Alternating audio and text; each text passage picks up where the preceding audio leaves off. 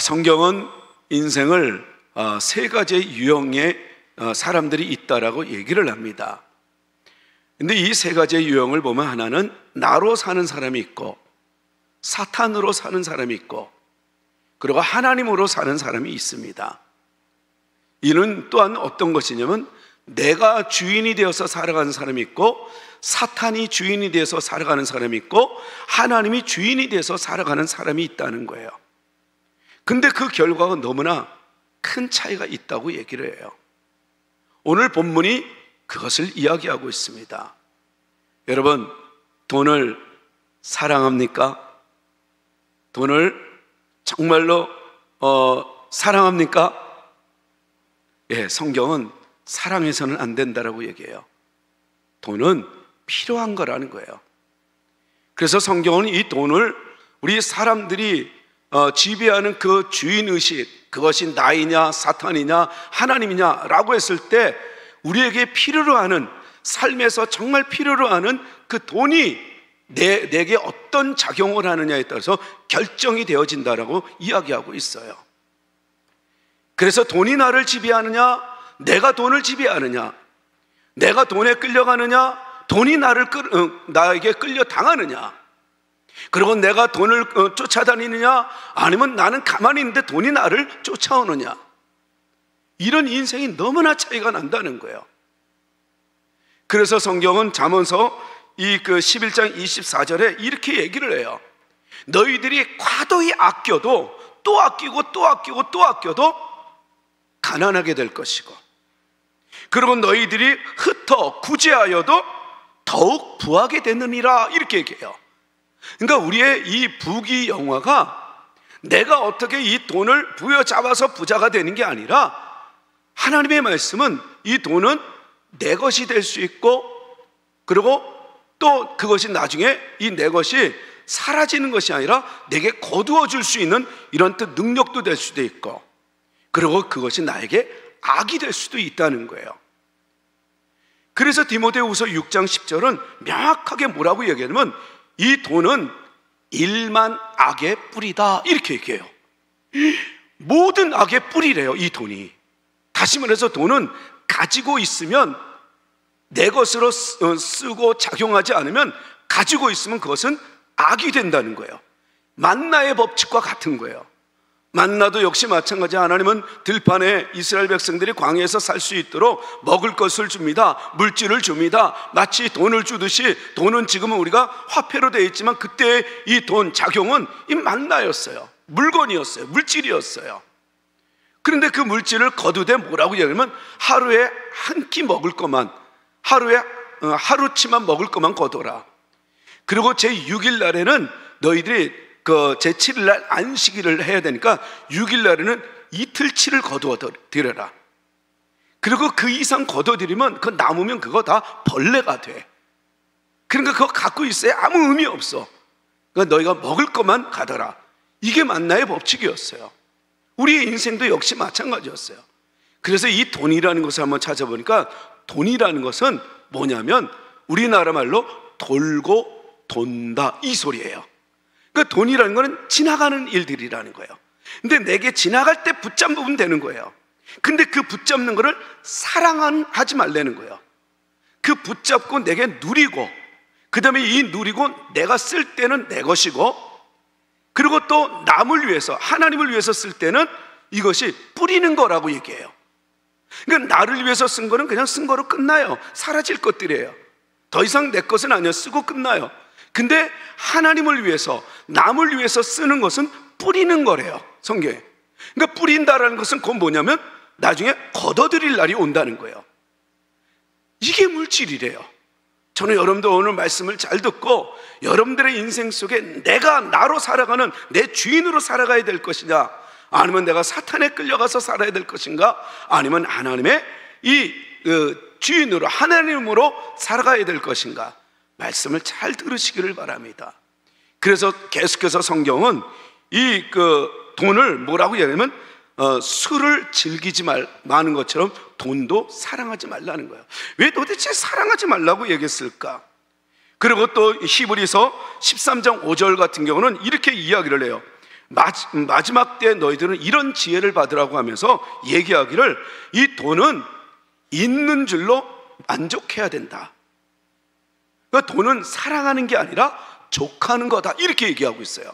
그러면 도대체 왜 계속 사랑하지 말라라고 얘기했을까? 그리고 디모데후서 3장 1절에서 5절까지의 말씀을 보면 마지막 때 사람들의 현상이 이런 현상들이 일어난대요. 그것은 바로 뭐냐면 부모가 자녀를 버리고 자녀가 부모를 죽이고, 그러니까 마지막 때, 종말 때 이런 현상이 일어난대요. 그때 특징 하나가 또 뭐냐면 술을 즐기고, 그러니까 거기에 중독당하는 거예요. 그리고 또 거기에 또 그 다음에 말씀해 보니까 돈을 사랑하며 이래요.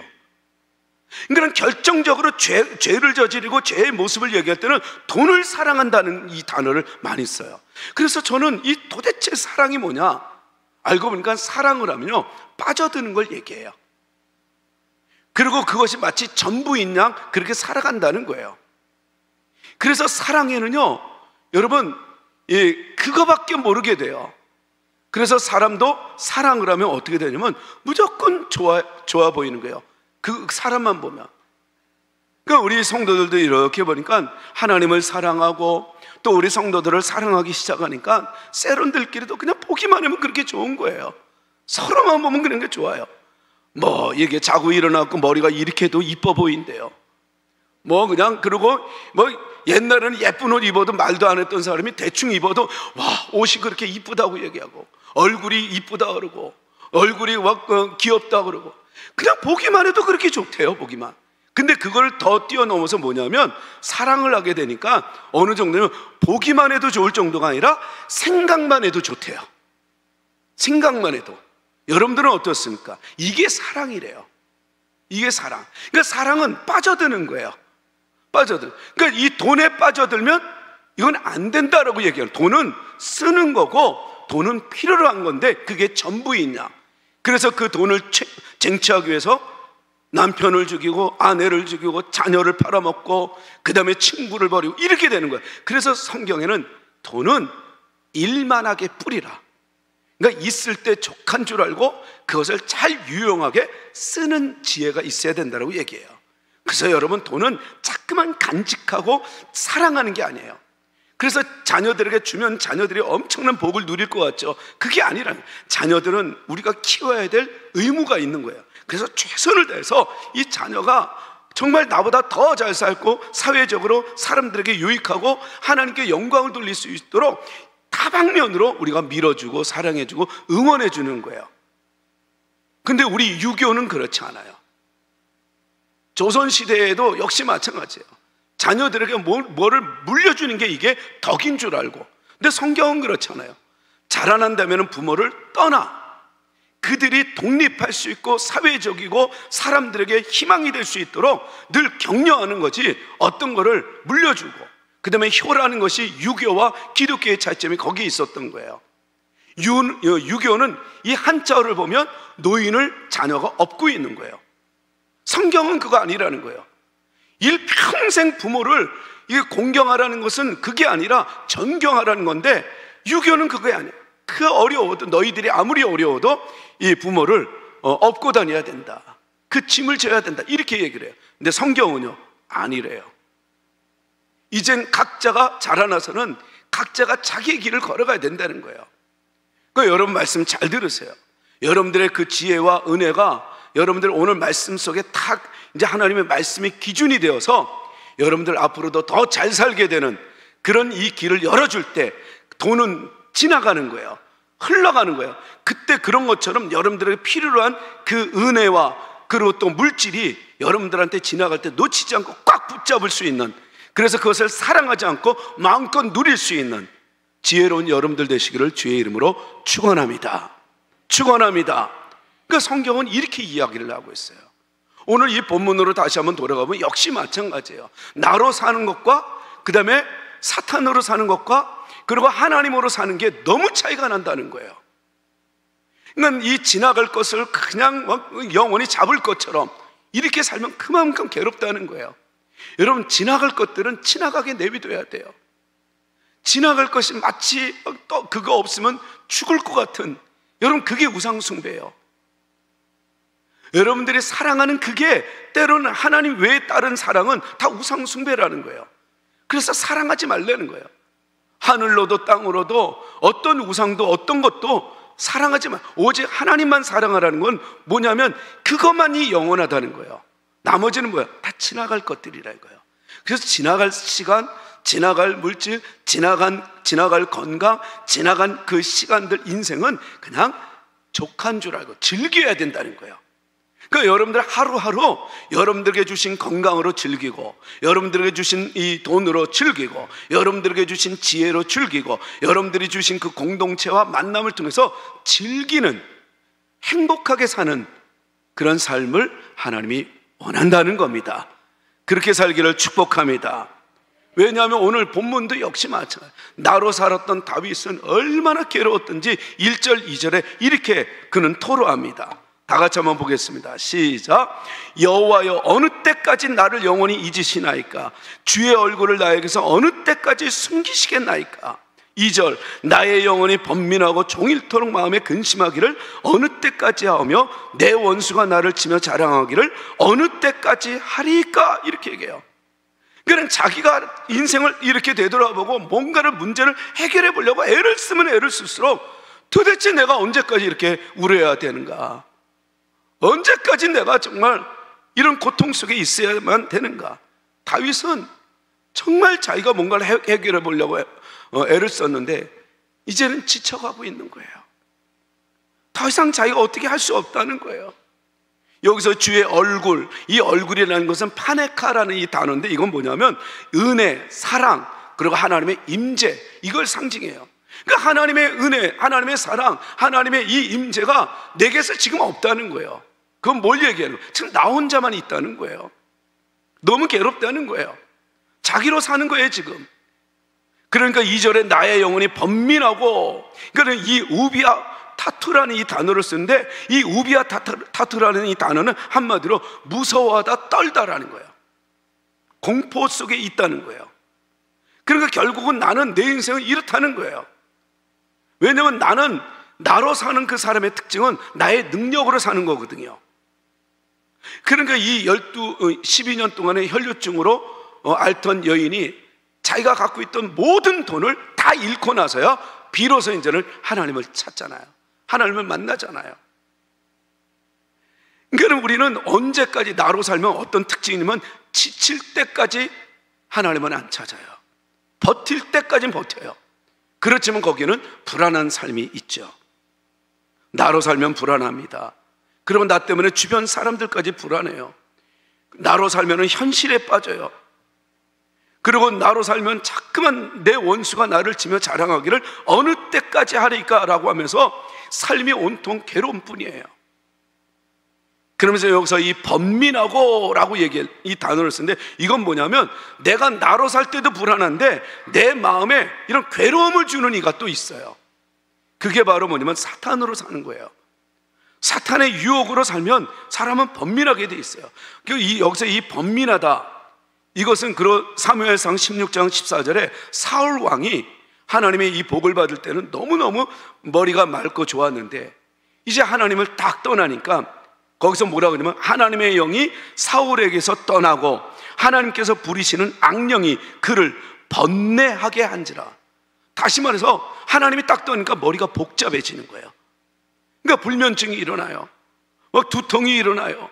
그리고 삶은 어떻게 살아야 할까? 막 너무너무 복잡한 거예요. 이게 사탄이 붙잡을 때 이렇다는 거예요. 그러면 어떻게 되냐? 감정이, 짜증이 자주 일어나요. 내가 원치 않는 분노가 일어나요. 조금만 건드려도 자존심 상했다고 막 이 욕설이 나와요. 그리고 격동해요. 그게 사무엘상 24장 1절에 이 다윗이 그랬어요. 자, 인구조사를 하다가 아이고 이거 내가 인구조사하면 안 되지.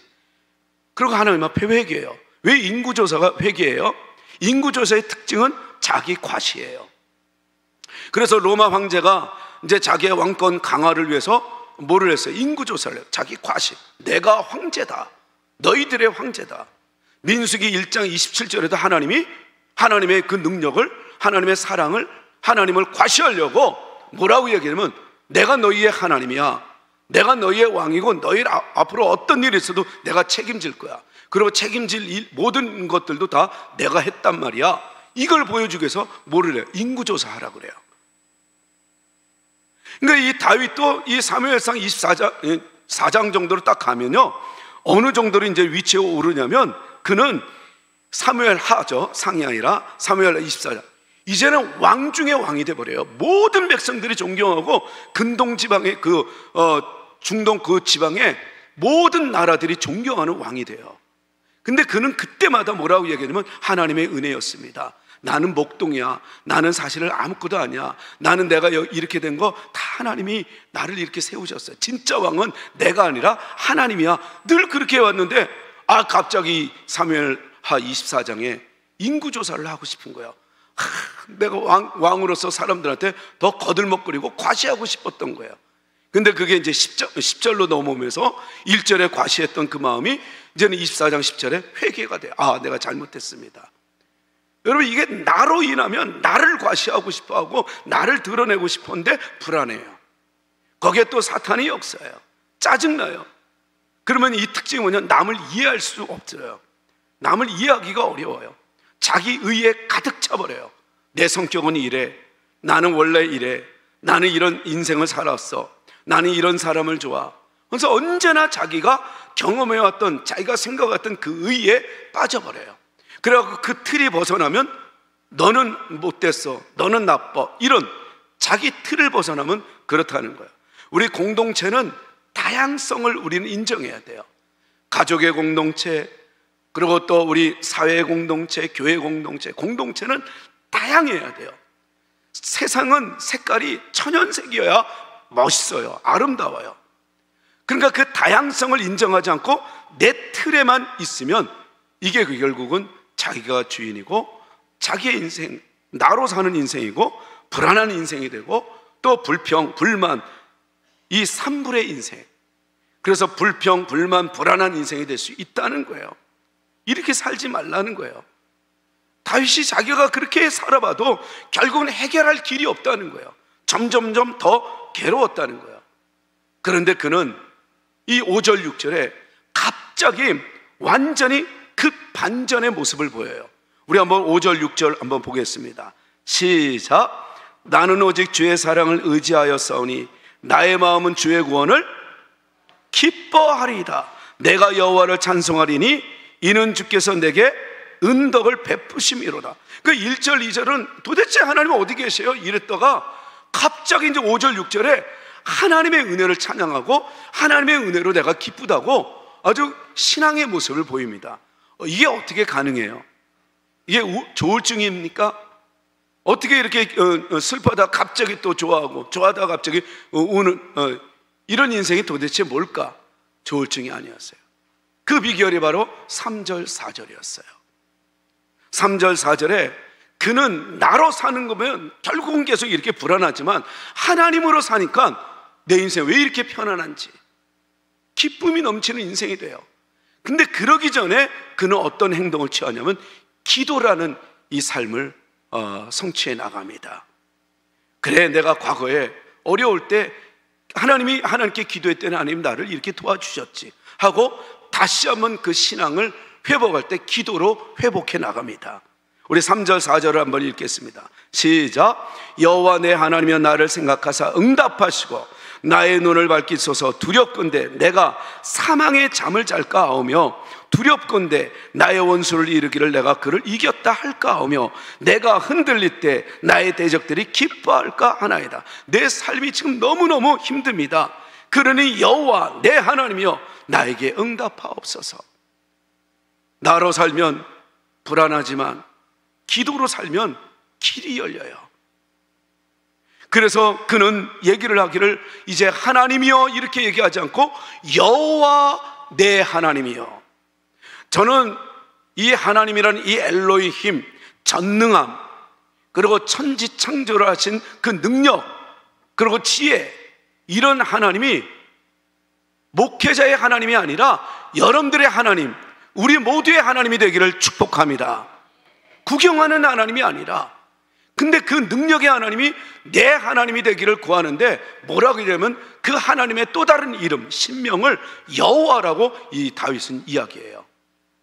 여러분, 하나님은 하나님인데 여호와 하나님은 어떤 차이가 있느냐? 여호와라는 이 이름은 다른 게 아니라 언약을 맺으신 하나님이라는 거예요. 멀리 계셔서 능력만 보여주시는 하나님이 아니라 그 하나님이 자기의 삶 속에 들어오셔서 결혼식을 언약한 것처럼 같이 살기로 약속했다. 그래서 그 약속을 이루어가면서 나를 책임지시고 길을 열어주시는, 함께 하시는 하나님을 여호와라고 얘기하는 거예요. 그러니까 멀리 계시는 하나님, 이제 내게 여호와 내 하나님이 되어주세요. 약속하셨잖아요. 나 잘 되게 해준다고. 하나님만 의지하면 길을 열어준다고 했잖아요. 과거에 내가 그 어려울 때 하나님 앞에 기도했더니 하나님이 그렇게 해결해 줬잖아요. 그래서 내가 지금 여호와 내 하나님이라고 부르짖습니다.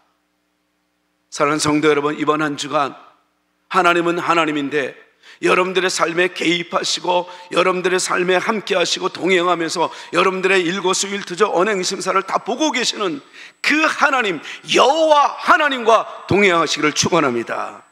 축원합니다. 바로 이 기도로 풀어나가는 그 인생은 바로 어떤 걸 얘기했어요? 기도의 선물을 누릴 줄 알아요. 돈을 주셨으면 돈을 누릴 줄 아는 거야. 사랑은 아니에요. 그거를 지키기 위해서 사랑하기 때문에 남을 죽이는 건 그건 사랑의 행위예요. 그건 집착이에요. 근데 성경은 그것을 누리라고 얘기해요. 역시 기도도 마찬가지입니다. 나에게서 하나님으로 나가는 그 통로가 기도였던 거예요. 그러니까 이 기도라는 것은 자신의 연약함을 인정할 때 할 수 있는 능력이었어요. 내가 강할 때는 하나님을 찾지 않죠. 언제 우리가 하나님을 찾아요? 내가 아무리 뛰어도 아무리 뭘 해도 아무것도 아니구나. 스스로를 인정할 때 하나님을 찾잖아요. 그래서 이 여호와 나의 하나님을 믿어야 한다는 거예요. 하나님의 은혜와 응답하신 하나님을 믿어야 한다는 겁니다. 하나님의 영광을 먼저 생각하는 기도에 여러분 반전이 일어남을 믿으시기를 축원합니다. 다윗은 그걸 알았어요. 기도하면 되는데 내가 왜 괜히 나로만 살았지? 이제는 기도로 사는 사람으로 그는 바뀌어 나갑니다. 그러면서 이제는 그야말로 하나님으로 사는 삶으로 접어들면서 특징이 뭐예요? 평안하다는 거예요. 하나님의 은혜로 산다는 거예요. 내 마음대로 살지 않았다는 거예요. 내 마음대로 살면 이루어진 것 같지만 불안해요. 짜증나요. 힘들어요. 나밖에 없어요. 나를 높여야 돼요. 나를 우습게 여기면 바로 그 사람을 나는 제재합니다. 이게 그런 인생. 그러니까 늘 괴로웠던 거예요. 근데 하나님으로 사니 이제는 남을 이해하기 시작해요. 남을 받아들이기 시작해요. 나도 죄가 이렇게 큰데 너는 아니야, 넌 나보다 차라리 나아, 이럴 수 있다는 거예요. 그래서 다윗의 이 위대한 신앙은 바로 선취적 신앙이었어요. 다시 말해서 이 구원의 확신이 딱 들어오니까 이제는 뭐냐면 슬픈 현장에서도 아니야, 하나님은 반드시 이 자리를 반전을 일으켜서 나를 또다시 주저앉은 자리에서 일으켜 세워 주실 거야. 오히려 하나님의 구원을 노래하며 기뻐하는 인생이 돼요. 현재 그 절망, 그 상황 가운데서도 하나님의 구원을 보는 그 선취적 신앙을 그는 가졌어요. 위대한 신앙이에요. 여러분, 선취적 신앙이라는 건 바로 뭐냐면 나는 지금 힘들지만 하나님은 이미 나를 더 좋은 곳을 인도하기 위해서 지금 이 자리를 함께 하시고 이것을 허락한 것이야. 그러니까 어떤 것도 그를 괴롭게 만들지 못하죠. 혼자 서 있을 때는 이 현실이 괴로웠는데 하나님이 함께함을 믿을 때, 하나님으로 살 때 현실이, 이 고난이 오히려 노래가 될 수 있었다는 거예요. 사랑하는 성도 여러분, 여러분들의 인생도 나로 살지 말고, 당연히 사탄은 더하죠. 하나님으로 살고 내가 주인이 되어 내가 문제를 해결하려고 몸부림치지 마시고 주님께 내어 맡기며 하나님으로 사는, 하나님의 은혜로 사는 복 있는 여러분들 되시기를 주의 이름으로 축원합니다. 여기서 오직 나는 오직 주의 사랑을 의지하겠사오니라는 이 단어를 써요. 하나님의 사랑밖에 없다는 거예요. 다시 말해서 성경은 하나님으로 사는 오늘날의 우리의 모습은 뭐냐? 예수님이 뭐라고 얘기하냐면 오늘날의 우리의 하나님으로 산다는 것은 성령으로 사는 걸 얘기하는 거예요. 저는 이번 한 주간에도 여러분들이 혼자 살지 말고 성령으로, 하나님으로, 하나님의 축복으로 살아가는 지혜자들이 되기를 축원합니다. 여러분, 그래서 이 성경은 뭐라고 이야기하면 로마서 8장 14절 15절에 이야기를 하기를 무릇 하나님의 영으로 인도함을 받은 사람은 곧 하나님의 아들이라. 너희는 다시는 무서워하는 종의 영을 받지 아니하고 양자의 영을 받았으므로 우리가 아빠 아버지라 부르짖느니라. 다시 말해서 우리가 하나님을 아버지라 부르는 것도 너희가 아니라는 거예요. 때로는 우리가 그걸 잊어버릴 때가 있어요. 그래서 나로 살 때가 있어요. 하나님을 아버지라 부르고 예수님을 주라 부르면서도. 고린도전서 12장 3절도 내가 너희에게 알리노니 하나님의 영으로 말하는 자는 누구든지 예수를 저주할 자라 하지 아니하고 또 성령으로 아니하고는 누구든지 예수를 주시라 할 수 없다. 그러니까 우리가 예수님을 주님이라 얘기하는 것도 알고 보니까 내가 아니라 성령이 할 수 있도록 은혜를 주신 거라는 거예요. 오늘도 예배할 수 있도록 성령님이 여러분들을 인도하신 거예요. 그 마음을 주신 거예요. 여러분들이 한 것 같고 여러분들이 결정한 것 같지만 사실은 여러분들의 마음, 생각을 성령님이 지금 붙잡고 계시는 거예요. 저는 이 사실을 알고 우리 성도들을 더 사랑하게 되었어요. 남을 이해하게 돼요. 지난 한 주간에도 이렇게 돌아봤을 때 그전 같았으면 반년맞이 특별 새벽기도에 안 나오면 참 답답하고 불쌍해 보이더라고요.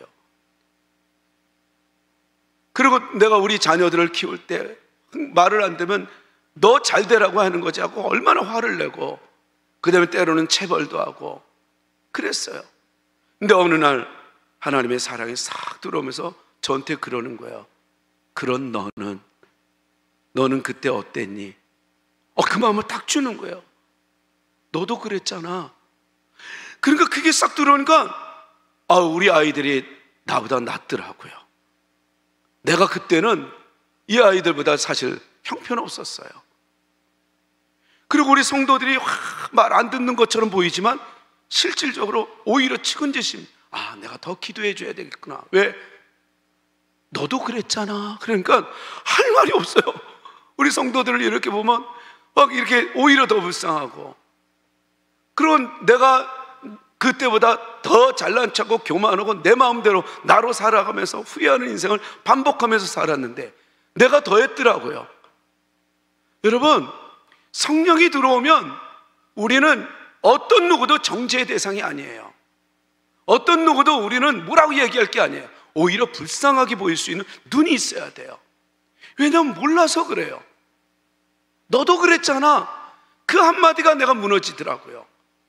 나보다 나은 사람들이더라고요. 우리 성도들도 알고 보면 나보다 훨씬 더 나은 사람들이에요. 그런데 하나님이 나를 이렇게 만들어 주신 거예요. 그러지 않았으면 여러분들 앞에 설 수 없죠. 그 여러분들도 역시 마찬가지예요. 성령님은 이번 주에도 계속 여러분들을 이끌어 주실 거예요. 그럴 때마다 여러분들은 어떻게 하면 되냐면, 후회하지 않으려면, 영원한 삶을 계속해서 우리가 영위해 나가려면 거기에 감동에 순종해 보십시오. 좀 힘들어도 자꾸만 그 마음에 내가 이래야 되겠다, 성령을 봐야 되겠다, 기도를 해야 되겠다, 이런 걸 줄 때마다 아니야 나 피곤해 이렇게 하는 거는 저도 그랬어요. 저도 그전 같았으면 그런 성도들이 장로가 이러면 돼, 권사가 이러면 돼, 집사가 이러면 돼, 너무너무 답답했던 거예요. 근데 알고 보니까 그게 아니더라고요. 성령이 더 역사를 하도록 나는 기도를 해드려야 되겠더라고요. 언젠가 여러분들도 그런 간증할 날이 올 거예요. 그래서 성령이 딱 나를 붙잡아 줄 때, 근데 그게 빠르려면 어떻게 되느냐, 자꾸만 마음에 오는 감동에 순종해 보는 거예요. 그러다 보면 하나님의 능력이 임합니다. 이길 수 있는 힘이 생깁니다. 할렐루야. 오직 하나님의 은혜로 우리 살아가는 존재임을 이 사도 바울은 이렇게 얘기해요. 자기가 자기 된 것은, 이렇게 사람들한테 존경받고 이렇게 위대한 이 사역을 감당할 수 있었던 것은 자기인 줄 알았는데 아니라는 거예요. 그러면서 고린도전서 15장 10절에 이렇게 얘기합니다. 내가 나된 것은 하나님의 은혜로 된 것이니 내게 주신 그의 은혜가 헛되지 아니하며 내가 모든 사도보다 더 많이 수고하였으나 내가 한 것이 아니요 오직 나와 함께 하신 하나님의 은혜로다. 여러분, 우리가 한 것이 아무것도 없어요. 알고 보니 성령님이 하시는 거예요. 성령님이 하시는 일에 우리가 이래라 저래라 감나라 배나라 이럴 수 없다는 거예요. 저는 그 감동이 얼마나 감사했는지. 그래서 여러분들만 보면 자꾸만 더 축복해 주고 싶어요. 지금 성령이 역사하고 있는데 내가 뭘 걱정해요? 못 나온 것도. 성령님도 다 안타까우면 성령님이 안타깝지. 왜 내가 막 그럴 필요가 뭐 있어? 그리고 또 여러분들이 힘들면 또 성령님께 또 구하고. 내가 나된 것도 알고 보니 하나님의 은혜였어요. 내가 열심히 해서 성실해서 이런 게 된 게 하나도 없더라고요. 오직 하나님의 은혜예요. 내세울 게 아무것도 없는 나, 그런 내가 누구를 정죄할 수 있어요? 누구를 얘기할 수 있어요? 사도 바울도 역시 내가 이렇게 한 것이 아니라 나는 숨 쉬는 것조차도 하나님의 은혜였다라고 얘기해요. 여러분, 작은 것 하나도 하나님의 은혜임을 잊지 마시고 오늘도 우리가 성찬을 받으면서 나로 사는 인생에서 주님으로 사는, 주님과 하나가 되는 주님의 살과 피를 받는 행복한 우리 모두 되십시다.